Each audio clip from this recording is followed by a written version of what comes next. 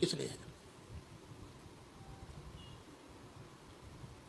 پتہ نہیں میری زندگی کتنی ہے، لیکن میں ایک بات آپ کو دعوے سے کہتا ہوں، جب تک میں زندہ ہوں اور چلتا پھرتا ہوں بول سکتا ہوں، جب پتہ نہیں کل کیا ہونا ہے، کس حال میں مرنا ہے، اتنی دیر تک کوئی شیعہ، کوئی وہابی، کوئی مرزائی، کوئی دیوبندی آپ کو مناظرے کا چیلنج نہیں کر سکتا. جائیں.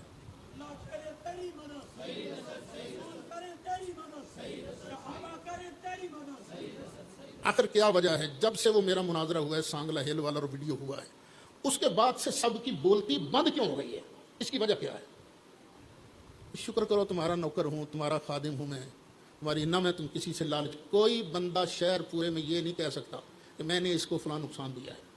میرا قصور یہی ہے کہ میں نے 19 کپ جیتے ہیں، 19 مناظروں میں اللہ نے مجھے فتح دی ہے. مجھے کیا، اہل سنت کو فتح ملی ہے، ہر سنی سر اٹھا کے چلتا ہے. تو میں ہی اس سلوک پہ قابل رہ گیا تھا. اتر تیرے گوانڈ سے بزرگ رہنے نے انہیں پتہ کی فرمایا سی، سعید صاحب نے روکنا بھی ضروری ہو گیا ہے نا. بیٹھا عبد المقیم، کیوں بیٹھے؟ کیا سیکھنے کسی بزرگ نے؟ لو جی، یعنی سعید صاحب بہت اونچا چڑھ رہے ہیں، ان کی ٹانگیں کھینچنا ضروری ہو چکا ہے. لیکن قل اللہم مالک الملک تؤتی الملک من تشاء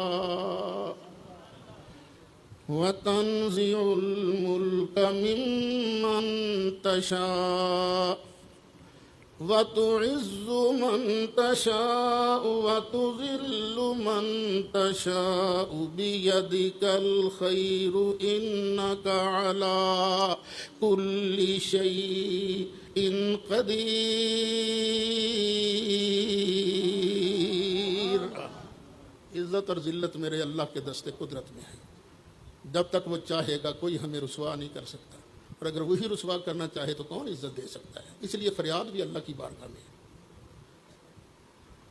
مجھ پر جب بڑا سخت وقت آیا، ہر طرف سے مجھے تنہا کر دیا گیا، تو استاد مولانا اشرف سیالوی رحمۃ اللہ علیہ کے صاحبزادے صاحبزادہ نصیر الدین مرحوم، انہوں نے مجھے مشورہ دیا کہ تسی انج کرو، مدینہ شریف جا کے سرکار دی بارگاہ استغاثہ کرو.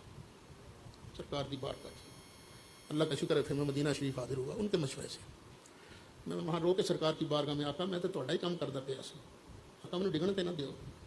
الحمدللہ اللہ نے پھر سنبھال لیا، سرکار کی نگاہیں کرم ہو گئی. وہ ایک ہوتی ہے نا، وہ دل میں چیز وارد ہوتی ہے. پہلے دن رو رہا تھا تو دل میں آیا، فکر کیوں کرتے ہیں، جا تیری بخشش ہو گئی. اللہ تعالیٰ معاف فرمائے اگر کوئی لفظ ادھر ادھر، جا تیری بخشش ہو گئی. پھر تھوڑی دیر بعد اور تیری بھی بخشش ہو گئی، بڑا تیرے ہاتھ چ دے گا تو بھی بخشش ہو گئی. اچھا دوسرے دن پھر کیفیت داری ہوئی، فرمایا جڑا تیرے نال پیار کرے گا وہ بھی بخشش ہو گئی ہے. یہ ان کا کرم ہے.